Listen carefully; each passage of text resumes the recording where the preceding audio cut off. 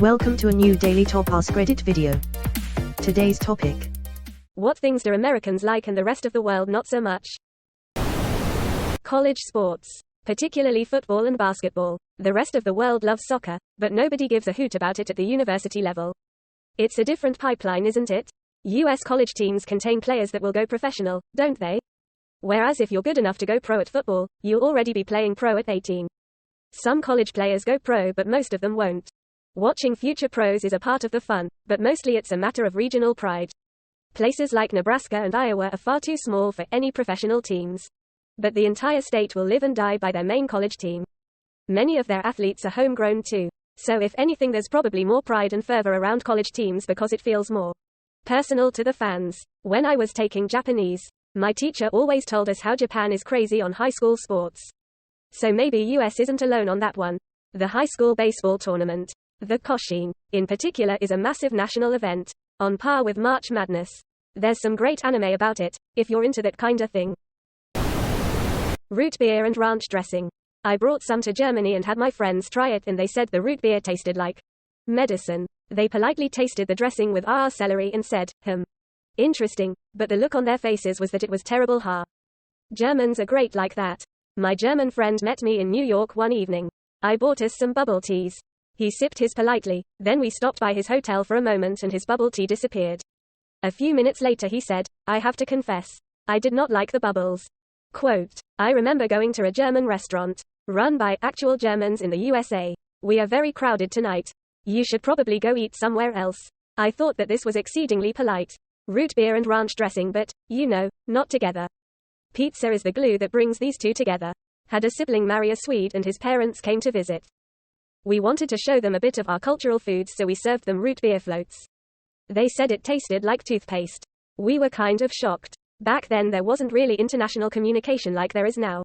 Anyway, they actually had brought toothpaste samples, and sure enough one of them did taste exactly like root beer. Wonder what it would be like for us to go somewhere and someone serve us a dessert that tasted like Colgate or something. I can understand their confusion.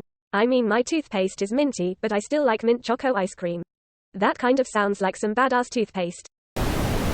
MMDDYY date format cold sweat smile. What's even more confusing is some regulated manufacturing industries in the US use DDMMYY, and I had a job with one for a while.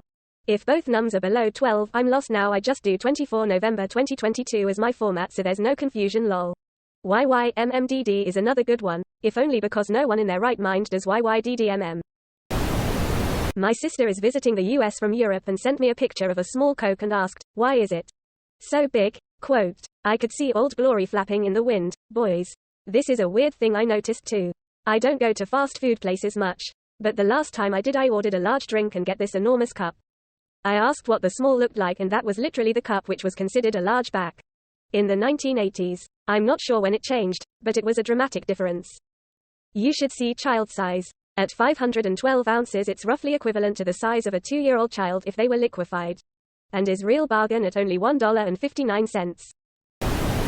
Ice. Filled till the brim before you pour any drink. Thought you were talking about the Border Patrol guys. Nah, he's talking about internal combustion engines. Cheerleaders. Cheerleading is also popular in Japan, albeit due to American influence. Same with marching bands. Japanese compete with massive American schools and do well.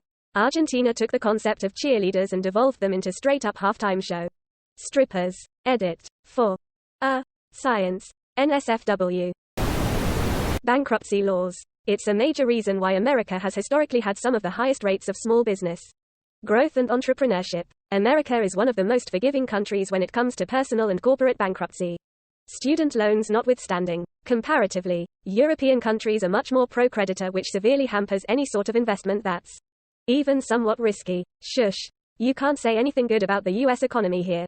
It's okay. I already translated that in my head too. America does socialism and care for failing corporations than it does people in need. That explains a lot. So you can essentially start a business over there, and if you go bankrupt over it, the state will look after you, so to speak. A fike. You start a business and it's a separate legal entity from your personal assets. If you can't pay your debtors, you can file for bankruptcy with the courts.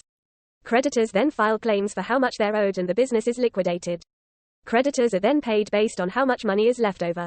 Personal assets aren't touched unless they were out up as collateral for a loan or something. At least that's my understanding of it. Edit. Apparently Chapter 11 bankruptcy is different in the states, as you can declare bankruptcy, pay your creditors, and still remain solvent. Imperial units and Fahrenheit. They don't like stormtroopers in the UK? Not since the 40s. I still quote the joke from Archer years ago where Lana mentions that only the US, Burma, and Liberia use the Imperial units, and Archer says back, which is weird, because you never think of the other two as having their shit together.